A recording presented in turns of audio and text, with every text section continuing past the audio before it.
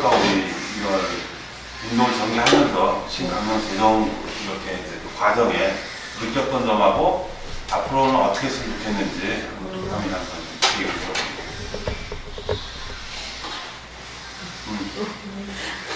아니 뭐 생각보다 이제 뭐 아쉬워하는 부분도 있고 한데 저는 사실은 그 정도까지는 아니고요. 그게 뭐 한꺼번에 되는 것은 또 나중에 쉽게 돌볼 수가 있다, 실패할 수가 있다라는 생각을 가지고 한 걸음 한 걸음씩 봐야 된다. 근데 가장 중요한 건 우리끼리의 생각이 아니라 당원들이 이 삼민주의에 대해서 우리가 왜 삼민주의를 하려고 하는지에 대한 그런 이야기들, 그리고 당원들이 우리와 소통을 할 수 있는 그런 공간들을, 그런 시간들을 많이 만들어야 되겠다. 그래서 뭐 다음에는 강령이 조금 더 발전될 수 있는 강령을 또 만들어줄 수 있는 기회가 있다면 그때를 보고 이런 식으로 스텝 바이 스텝으로 가야 된다는 생각을 하고 있고, 우리가 이제 여기 있는 분들이 다 같이 그래서 어떻게 할 것인가라는 것 제가 좀 논의를 해봤으면 좋겠다는 생각을 하고요.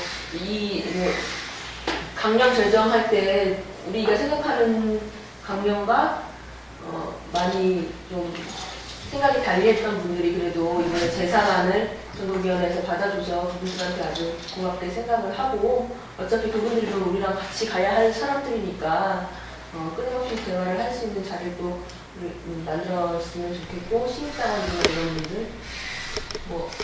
여러 당원들과 소통할 수 있는 기회를 많이 가지자. 라는 앞으로의 우리가 해야 할 일이 아닐까. 사람 사는 세상, 그다음에 잠정적 유토피아라는 그 타이틀을 내세워봤거든요. 좀 어떻게들 생각하세요? 저는 기본적으로 삼인주의가 인간 중심의, 사람 중심의, 아까 우리 김유상원도 얘기했지만은 각각의 개인의 복지준비라든가 자유, 그리고 공동체적인 가치를 우리가 좀 지나가는 바에 있어가지고 개인의 자유와 공동체 가치가 어떻게 잘 부합을 해야 되느냐, 이런 과제를 안고 있거든요, 사실. 이런 문제들.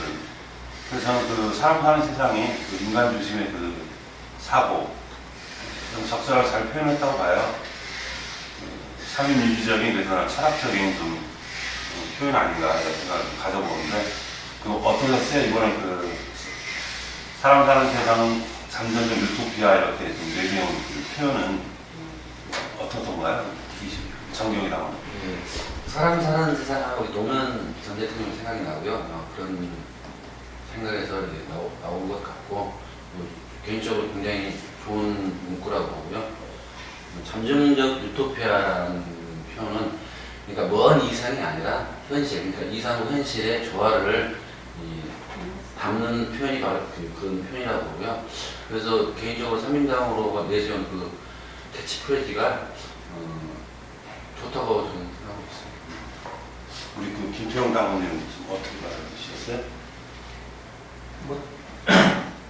제 정치 그냥 생활에 흐름이 여기 누가 있는 것 같아요. 그러니까 사실 사람 사는 세상 끌려가지고 참여당 생활을 이제 했었고, 이제 하다가 이제 삼민주의를 이제 공부하면서 이제 삼민주의가 좋다라는 이제 거기서 합류를 이제 하게 된 건데, 이제 삼민주의의 이제 캐치프레이즈가 잠정적 유토피아, 그래서 두 가지가 다 이제 결합돼서 이제 모토를 하는 건데, 사람 사는 세상은 훨씬 더 포괄적이고 좀 더 훈훈하고 인간적인 이제 그런 냄새가 나긴 하는데, 이제 실제로 구체적인 어떤 정책으로서의 어떤 그런 것들은 좀 더 이렇게 구체화시켜야 되는 이제 그런 좀 느낌이 있고요. 잠정적 유토피아라는 거는 어떤 전체적인 사회 총체상 그런 그림들을 제시해야 된다. 어떤 정당이나 정치를 하는 사람으로서는 그런 걸 제시해야 된다 하는 이제 그런 것들을 말하는 거기 때문에 공부해야 될 목표? 그냥 단순히 비인간적인 거에 대해서 분노하고 막 울분을 터뜨리고 이런 걸 떠나가지고 뭔가 어떤 앞날을 제시해야 된다 하는 이제 그런 측면에서 우리가 좀 계속 고민해야 되는 그런 루트가 아닌가 생각합니다. 이번 토론회 국사를 준비한 도파민님은 우리 사회민주주의에 대한 정치인들의 어록이라든가 사학자들의 어록 어디 발췌한 거 기억 좀 있어요? 발췌한 거 좀 이번 이 문구는 좀 써놓은 게 있긴 한데 이제 기억 여기 여우령 선생님이 얘기했던 게 저기 보면 아는데요. 그 내용이 민주주의의 근본 목표는 복지에 있다라는 그런 식의 말씀을 하셨어요. 그러니까 굉장히 오래된 얘기인데 그 얘기를 하셨거든요. 그래서 제가 저 문구에 슈플렛 드리려고 했던 그 문구에 써놨는데 그 부분이 아주 인상이 남았습니다. 그 당시에 그 얘기를 할 수 있었던 것에 대해서 인상이 남았습니다. 저는 이거 하면서 노무현 대통령님하고 다들 아시겠지만 할배와 노무현 대통령님 사실 노무현 대통령께서는 링컨 대통령한테 사실은 영향을 많이 받았다고 저는 생각하는데 또 존경하는 정치인으로서 할매 말씀하시더라고요. 그걸 또 단계도 시민학교 교장이셨던 우리 이병만 시민학교 교장 선생님의 마지막 강의를 우리 단계 게시판에 올려놓으시고 자세히 읽어봤는데 우리 노무현 대통령께서 가지셨던 어떤 민주주의에 대한 그 이야기들도 좀 새겨 들을만해요 보니까. 그리고 우리 김대중 대통령, 그다음에 이제 넬슨 만델라 대통령 이분들 좀 보면은 자기가 가졌던 고난의 시간들을 정말 웃고 그다음에 혹독한 고문과 핍박, 박해. 근데 이분들이 이제 대통령으로 정치를 하실 때는 화해와 평화였거든요. 그거는 아까 우리 일부에서도 노학래 대표께서 얘기하신 비폭력이라든가 반전 이런 내용들과 우리 3인주의 내용도 맞닿아 있는 것 같고요. 물론 이분들이 이제 내가 3인주의다 이렇게 써놓고 이렇게 정치하신 건 아니었거든요. 강한 게 아니고 못하셨죠. 그렇죠. 저는 그렇게 봅니다. 현실 정치에서 예. 못하셨던 부분도 있을 테고 그래도 이렇게 이제 잘 하셨다고 봐야 노력 자체가 중요한 거였고 또 과정이었고 그럼 이제 우리 정의당 내에서 3인주 운동을 앞으로 어떻게 전개를 해나가야 될지 좀 한마디씩 얘기 좀 해보자. 김영민 부대표님. 예, 아까도 잠시 유비의 활동이지만 저는 중요하다고 말씀드렸고 그런 구체적인 실천 이런 것들을 좀 열어놓고 이야기를 좀 해야 될 것 같고 단기적으로 보자면 저는 이제 어떤 생각을 좀 가지냐면요. 우리 가장 최근에 정치를 혼자 정치가 아닌 본격적인 정치 시작은 노무현 대통령 선거 이후로 이제 굉장히 큰 충격이었어요. 그전에도 정치를 안 한 건 아니다라는 생각이 드는데 민주주의 전공 이런 고민들을 하시면서 유러피안 드림을 제시했을 때 유러피안 드림이 두꺼운 책을 며칠에 걸쳐서 읽으면서 느낀 게 한국 현실 정치의 대안이 어디에 있다고 보시는가 이 부분 굉장히 궁금했어요. 봉화에서 쭉 이렇게 책을 소개하는 과정마다 이렇게 하나씩 이렇게 보면서 느낀 게 이분이 하고자 하는 게 유럽의 복지국가 모델을 한국에 적극 차입해오고 싶고 마을 공동체도 그렇게 꾸려가고 싶다는 생각을 이미 대부분 사람들이 이것인 것 같고요. 우리 한국 경제 가장 큰 이슈와 대안을 딱 제시한 게 저는 아직도 잊을 수 없는 게 김대중 대통령 연설이었는데 그때 무슨 말씀을 하시냐면 실크로드 부활 유럽까지 책도 보고 우리는 남한의 섬이다 북한을 표지하는 영원한 섬이다 일본보다 더 고립된 섬이다를 말하면서 제기를 했던 남북이 틀 수 있는 거는 이데올로기 문제가 아니고 남북이 상생하는 경제적 가치의 문제다라고 하면서 박근혜도 그걸 이명박도 그걸 넘어서지 못했잖아요. 그래서 김대중 대통령, 노무현 대통령, 그 다음에 우리 다음 정치 세대까지 일관되게 이루는 경제대안과 정치대안은 2003인주의와 관계하는 그리고 마지막에 이제 제가 부산에서 맨 마지막 변양균 실장이 예찬 대표님 이제 그때 당시 노무현재단에서 비전 인공상공을 이만큼 이렇게 해서 공부를 했었어요. 아주 짧은 수박 겉핥기식 공부 2시간의 강의였는데 그 2030이 2030년도에 대한민국의 모습이잖아요. 근데 제가 부족한 부분이 그때는 이제 선진자유통상국가를 인정하면서 신자유주의 약간의 수용이면서 막 쭉 강의를 하는 부분이 있었는데 딱 느꼈던 게 그 책 자체가 세수의 부분을 충족시키지 못했다는 이야기를 그때 했었는데 요 앞전에 제가 이제 여러 정부를 포기해서 비전 유공상 세수의 정책을 못 만드는 게 아니고 세수까지도 유공상공 쭉 30년까지의 계획을 그 속에 포함시켰었는데 장밋빛 뭐 포퓰리즘 뭐 기타 등등 열린우리당까지도 공격을 받는다는 거죠. 세수를 확보해 나가는 모든 정책을 대거 다 철회했고 폐기 처분을 했다고 저는 들었어요. 최근에. 그래서 이제 역대 정부가 5급 이상 공무원들의 모든 실력을 총결집해서 2030년까지 국가 정책과 국가의 이제 복지 모델과 그 다음에 국민 경제를 실질적으로 민생 경제를 노동 부분을 해결할 수 있는 그때 비정규직 문제 해결까지 그 다음에 노인 문제 해결까지 농민 바탕까지 해결까지 쭉 제시해 놓은 어느 정부도 없었잖아요.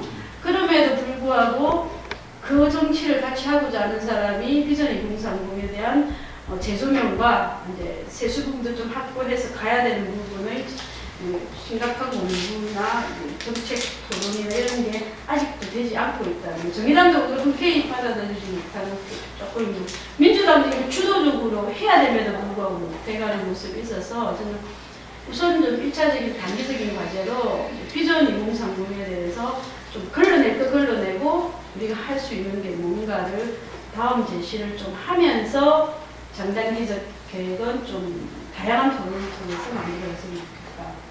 그런 생각을 좀 해줍니다. 우리 정경님도 우리 3인당으로 3인 민주주의 운동을 앞으로 어떻게 좀 전개하는 게 바람직할 건지. 네, 그 말씀을 드리기 전에 김대중 노무현 정부에 대한 평가를 간단히 좀 말씀드리자면, 그러니까 전통적인 우리 진보 진영에서 예를 들어 비판적 지지를 했었죠. 그런 상태고 그 후에 행정부를 권력을 잡았을 때 조금은 그러니까 행정부 운동할 때하고 그다음에 정치할 때하고 행정부에서 법을 바탕으로 해서 행정행위를 하는 거 좀 틀리거든요. 그래서 우리 진보 진영 측에서 그런 측면을 좀 봐야 된다. 그러니까 기존에 말하고 변심이 아니라 현행 법을 가지고 행정행위를 하다 보면 조금은 소원할 수가 있겠다. 그런 측면도 봐야 된다는 말씀을 드리고 싶고요. 그 다음에 3인주의 운동인데요. 저는 개인적으로 진보 진영이 3인주의 운동을 계속 해야 된다고 보고 당명도 해야 된다고 계속 보거든요. 다만 그거를 현재 수준에서는 운동의 개념으로 접근을 해야 되겠다. 그러니까 그걸 무조건 관철시켜야 된다는 그런 것보다는 아직도 많은 그 노동계라든가 진보 진영에서 3인주의, 3인당 약간은 마음을 열지 못하는 분들이 있기 때문에 운동의 차원에서 계속해서 접근을 해서 전국에는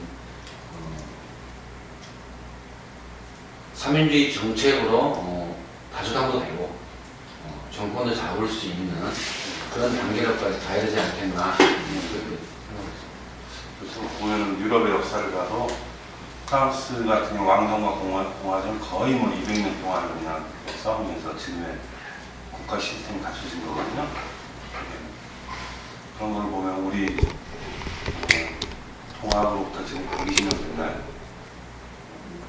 아무튼 꾸준하게 우리가 점진적으로 변화 발전하는 그런 그리고 국가 시스템을 가져가려고 하는 그런 노력이 필요하지 않을까 하는 생각을 하거든요. 우리 김규상 의원님. 저는 제가 지금 사실 당 내에서 저희 당원분들께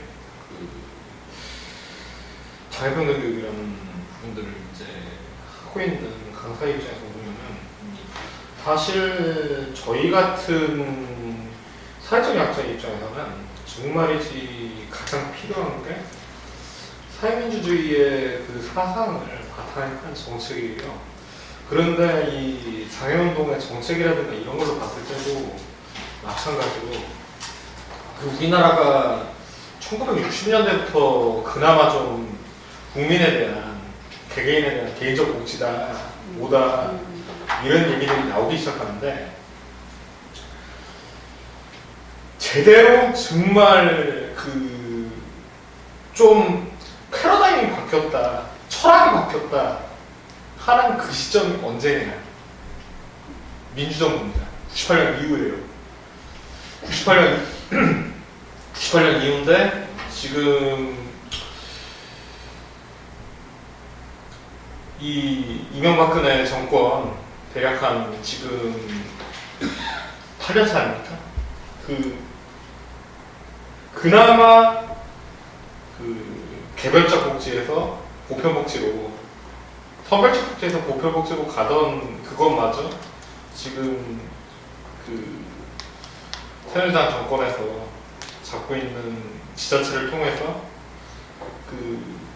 아예 명시적으로 후퇴를 하는 그런 상황인데 지금 저희 3인당으로 해서 해야 될 일은 뭐 아까 정경회장께서도 당장 명시적인 게 아니라 운동적인 차원에서 접근해야 된다라고 말씀을 하셨는데 3인당으로 차원에서 이 지금 우리 정의당 당원들조차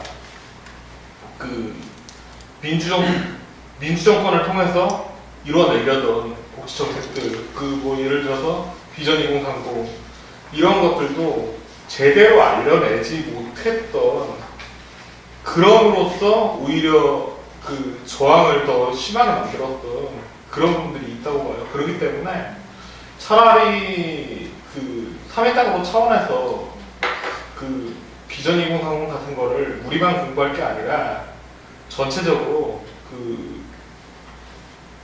뭐 예를 들어서 뭐 교육연수원의 교육위원회 도움을 받든지 아니면 우리가 자체적으로 하든지 지속적으로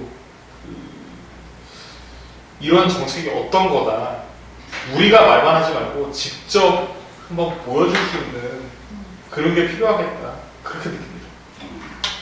그렇죠. 다행히 우리랑 비정규직 정당이라고 우리가 이제 표방을 하고 있고, 그 다음에 요즘 의료보험 건강 하나로 저는 굉장히 좋다고 보거든요.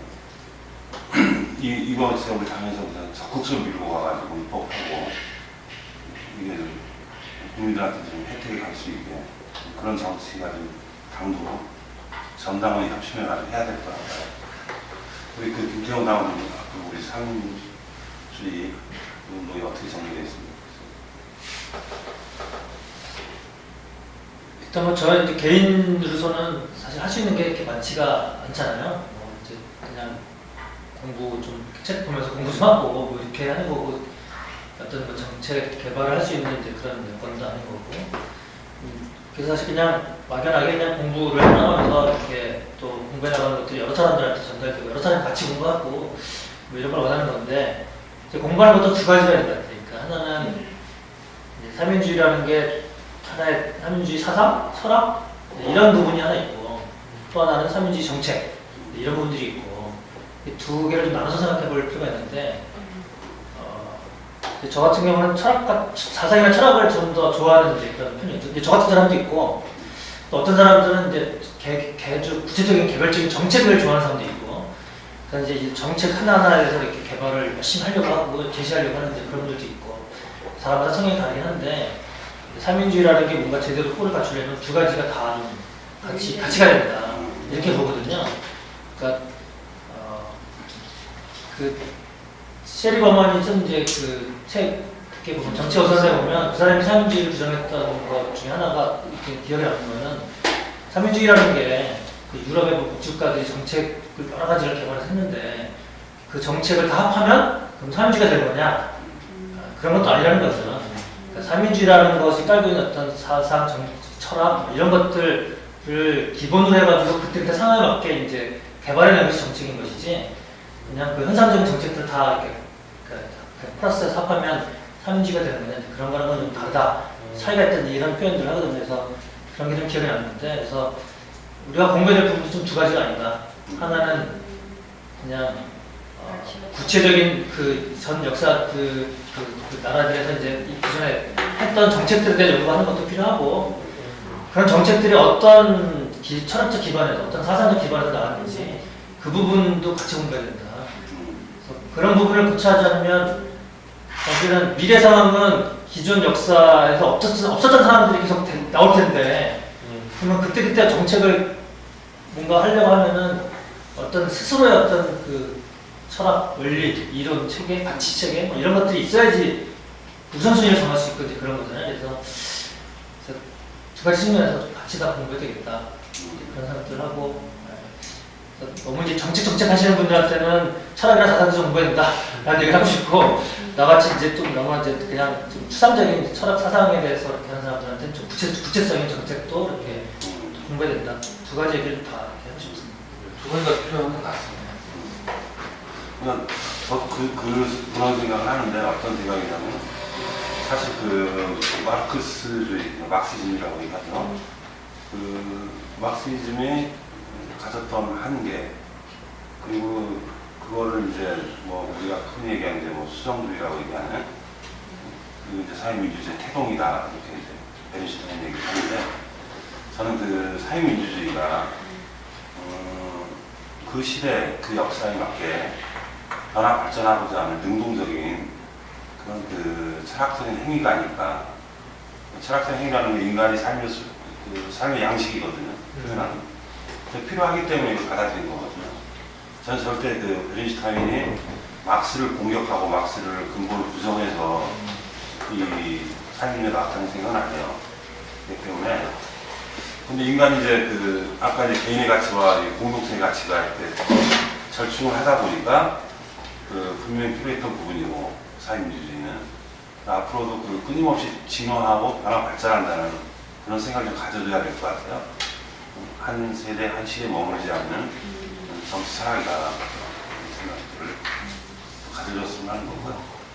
우리가 이제 신강령 제정 단계까지 지금의 이제 그 삼인당으로의 이름을 갖고 우리가 모임을 이렇게 하고 토론을 가졌는데 아무래도 이제 대의원대가 끝나고 강령이 제정되면은 우리도 이 모임 성격을 기본적으로 지속적으로 이렇게 이제 삼인주의에 대한 운동을 한다지만은 또 뭔가 그 모습을 좀 바뀌어야 될 필요가 있을 것 같아요. 그런데 이 모임을 구성하는 운영위원회도 다시 이제 재구성을 하고 그리고 이 강령 제정 토론을 하면서 우리가 굉장히 귀한 걸 얻었어요. 어떤 걸 얻었냐 저는 생각하면 청년당원분들의 목소리를 들었고 그리고 이분들이 청년당원분들이 바라보는 어떤 그 당의 모습이라든가 또 지금 우리 이 활동하고 있는 이 모임에 대한 어떤 그 눈들도 받고 들었어요. 그럼 우리 스스로도 변할 수 있어야 되고 그렇게 좀 생각을 하거든요. 그래서 우리가 그 대의원대가 끝나면은 저희도 다시 이제 그 운영위원회를 열어서 저는 그 정식적으로 상민당으로는 이름도 좀 바꾸자고 제안을 드리고 싶거든요. 이름도 바꾸고 구성원들도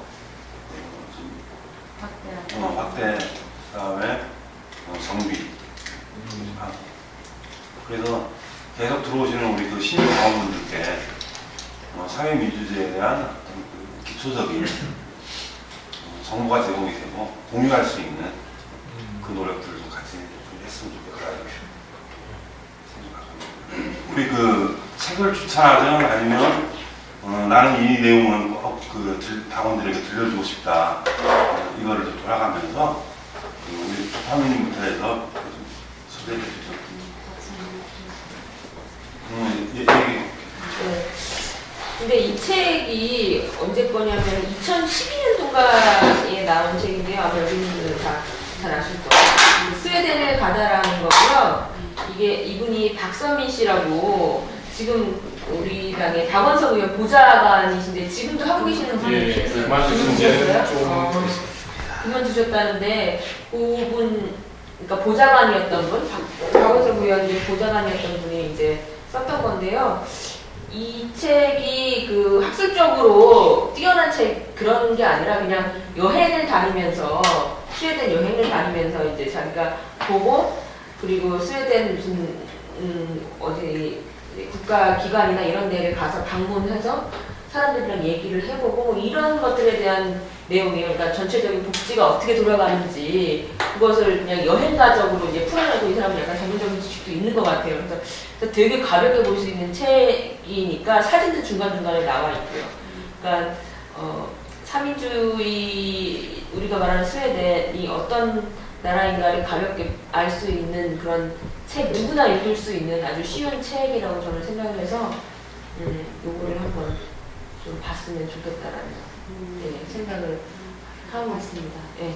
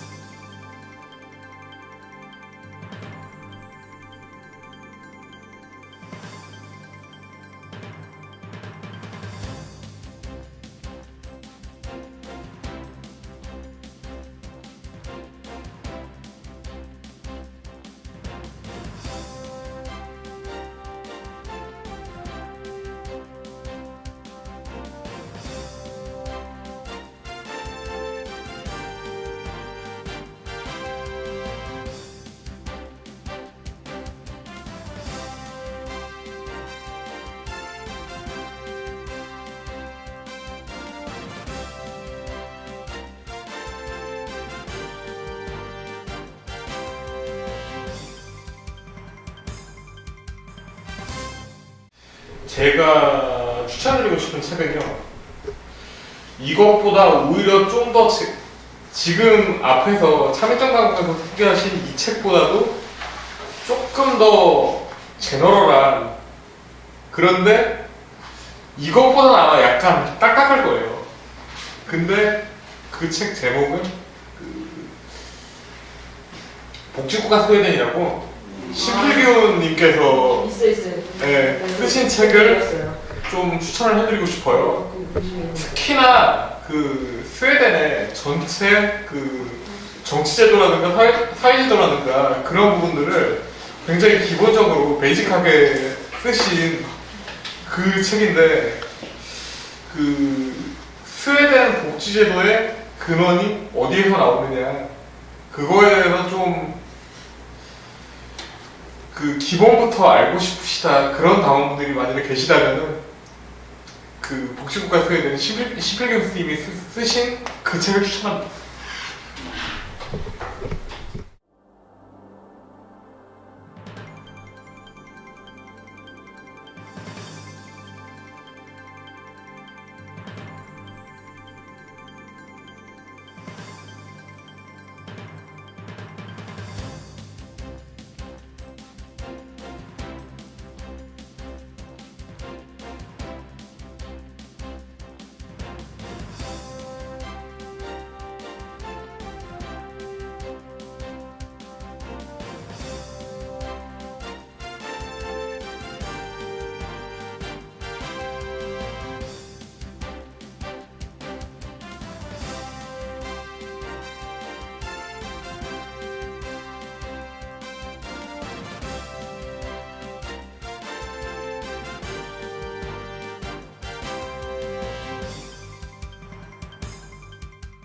저기 나도 복지국가에 살고 싶다.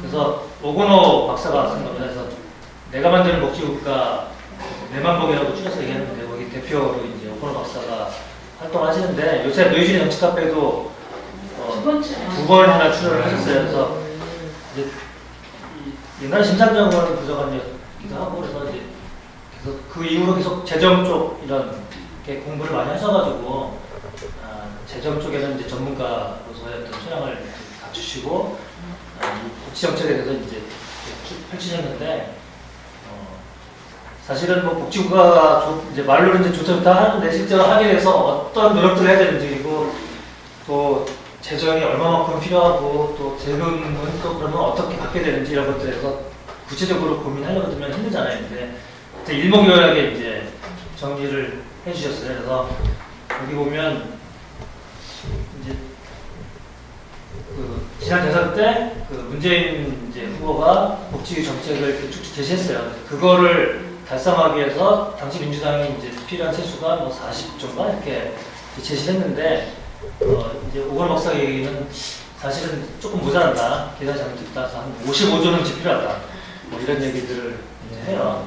우리 단계적으로 잡고서 3년 뒤에 판단을 했었는데 어떤 이제 그런 구체적인 수치들을 가지고 이렇게 여러 가지 표를 가지고 우리 당에서 얘기하는 사회복지세 이런 것들 여기서 이미 다 얘기를 했었고 또 건강보험 하나라도 사실 내만 보고서 같이 하고 있는 거라 여기서 또 설명이 되고 있고 그래가지고 어떤 복지정책 우리나라가 실질적으로 어떤 복지정책을 펴야 될까 이게 그냥 막 던져놓고 책임 못 지는 게 아니라 진짜 책임질 수 있는 복지정책은 어떻게 될까를 본다면 다른 책은 제가 많이 안 봐서 잘 모르겠는데 하여튼 이 책 보면 도움이 될 것 같습니다. 다시 한번 제목을 알려주세요. 나도 복지국가에 살고 싶다.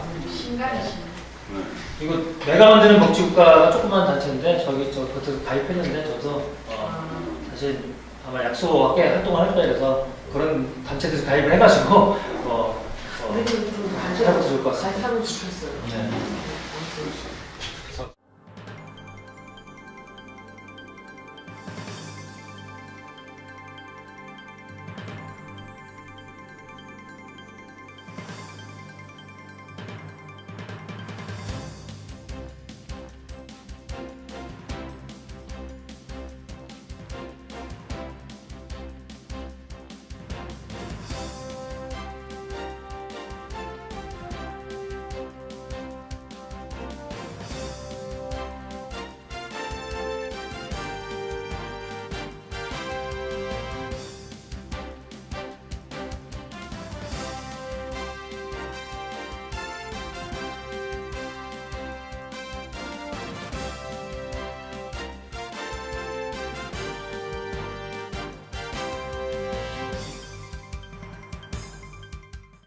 저는 지금 현재 나와 있는 책이 아니라 이제 이달 말에 나오게 되는데 노무현 대통령 서거 6주기에 맞서가지고 동화책을 하나 발간해요. 이 동화는 그 노영실 이금희 작가를 비롯해가지고 그 다음에 참여정부 때 그 우리 교육문화수석했던 김진경 작가 이렇게 이제 6분의 우리나라에서 그래도 그 동화 작가를 많이 지금 아실 수 있는 작가분들이신데 이분들의 그 일종의 동화책을 내요. 저는 편집위원이라고 이 동화를 다 읽어봤을 거 아니에요. 원문을 지금 들어와 있고 정은희 작가가 지금 사파 그리고 있고 정은희 작가는 원래 만화가로 알려져 있는데 대구에서 활동하죠.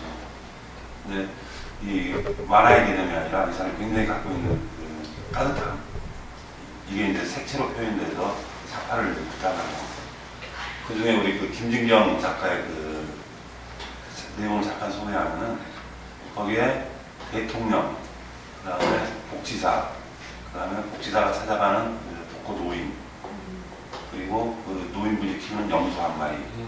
이게 이제 그 산골 마을에서 펼쳐지는 이제 그 이야기인데 이 얼마나 이 그 중요한 그 사람의 삶에 대해서 그 외로운 노인이 그래도 일주일에 한 번씩 찾아오는 복지사로 인해 가지고 자기 마지막 길을 부탁하게 되고 그리고 분신 같은 그 염소 한 마리는 그건 이제 그 마을 사람들에 의해 가지고 어린 그 아이들한테 그 뭐라 선물로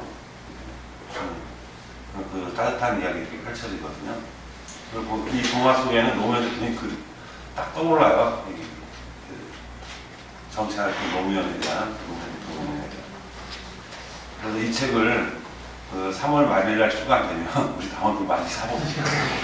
제목이 뭐예요? 아직 그 제목은 안 정했고요. 6분이다 보니까 그리고 이제 이 중에 뭐 김진경 선생님이 제일 연세는 많으신데 뭐 연세 많다고 그 제목을 뽑을 수는 없고요. 지금 편집회의에 계속 세우고 정할 거고. 또 한 분 제가 또 특별히 좀 얘기하고 싶은 분이 있어요. 우리 그 춤 잘 추는 파핀현준이라고 아실 거예요. 우리 당원들도 아실 거고. 이 파핀현준님 얘기를 좀 할게요. 고등학교 때 아버지가 부도가 나고 집이 경매로 넘어가게 돼요. 그리고 아버지는 사업에 실패하고 이제 집을 나가버리고 그 전에 이제 어머니도 뭐 가출을 해서 이제 안 계신 상황이었는데 그래서 형은 먹고 세워주는 군대로 이제 자원 입대를 해요. 그게 고등학생이었는데 박근현준이 어느 날 집이 팔렸으니까 너 나가라 이제 네 집이 아니다 하고 그렇게 해서 짐을 싸들고 이제 나오게 돼요. 나와서는 제가 11월 달이었는데 노숙을 하게 돼요. 박근현준이 고등학생 때 어디 지하도 또 병원 영안실 뭐 아파트 보일러실 얼마나 그 배고프고 진짜 서럽고 아버지 계실 때는 이런 거 모르다가 이제 세상에 던져져가지고 그렇게 겨울을 지내고 어느 날 또 이준호 씨 첫 서태지 아이디 이준호 씨를 찾아갔대요. 찾아가서 먹여주고 재워주기만 하라고. 그렇게 해서 이준호 씨하고 처음 만나는데 이준호 씨가 그 처음에는 그냥 몰골이 그냥 완전 그랬을 거 아니에요. 치지도 않고. 그러니까 그냥 나가려다가 뒤돌아서가지고 연습실에 씻고 있으라고. 그렇게 해서 이제 춤이 이제 시작된 거예요. 죽자 하려 춤만 췄다는 거예요. 박근현준이. 아니 진짜 배가 고파가지고 먹여주니까. 그렇게 해서 지금 박근현준이 된 거거든요. 그러니까 무슨 얘기를 하고 싶었냐면은 이런 인연을 만들어준 이준호라는 사람 고맙고 그리고 박근현준이 그렇게 고생을 해가지고 얻었던 게 있어요. 이 사람이 정말 인기만 얻고 뭐 돈만 벌려고 했으면 이런 얘기 안 할 텐데 사람이 희망이라는 얘기를 하더라고요.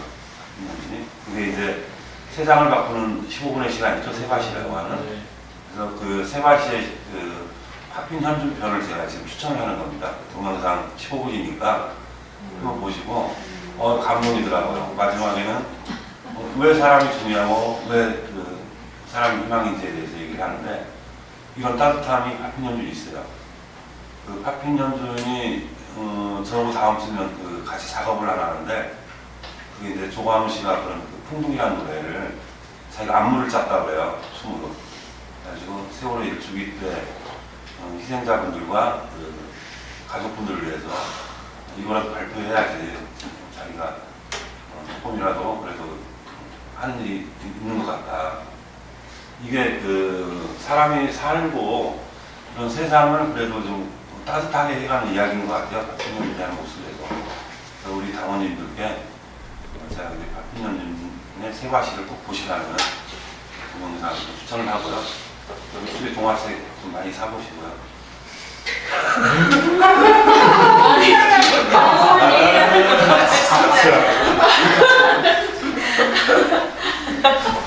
보면 이제 어디 유럽이나 뭐 어디 캐나다나 이런 데 여행 갔다 오시고 거기서 살다 오신 분들은 잠재적인 삼인주의자? 왜냐면 거기서 복지국가에 이제 그런 걸 다 보고 왔기 때문에 그랬던 거잖아요. 그래서 이 유시민 대표 사실 이제 독일 유학 가서 공부할 때 여기 서문에 보면 에버트 재단에서 돈을 장학금을 받아가지고 공부를 했다라는 게 써있어요. 그래서 그거에 대한 이제 빚을 갚는 마음으로 제가 썼다 그렇게 얘기하는데 사실 그 좀 세상에 넓게 다니면서 깨어 있는 세상을 본 사람들은 다 이렇게 거의 삼인주의 성향을 가지게 되는 게 있는 것 같습니다.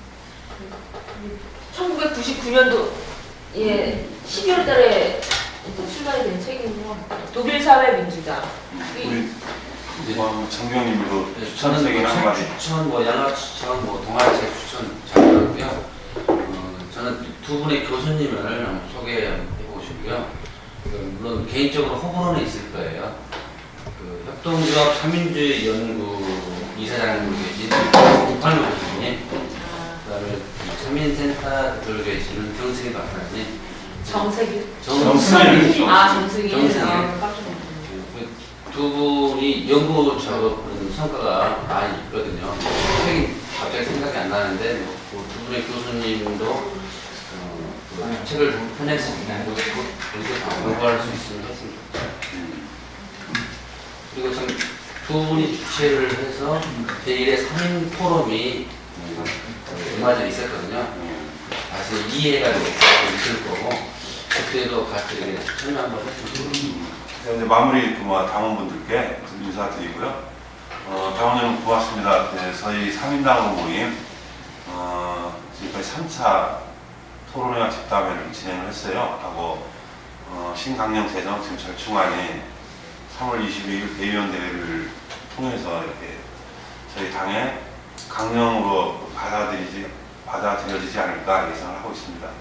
아무튼 우리 당원님들 그 사회민주주의 이 내용을 갖고 또 필요하신 분들도 있을 테고 그냥 반가워하시는 분들도 있을 테고 하지만 우리 점진적인 발전을 이렇게 꾀해간다는 거고요. 우리 당이 지속적으로 이 사민주의 내용을 갖고 운동을 하고 또 표현을 함으로써 우리 당은 건강한 당이다 이렇게 좀 말씀드리고 싶습니다. 여러분 고맙습니다. 그럼 이상 토론을 마치겠습니다.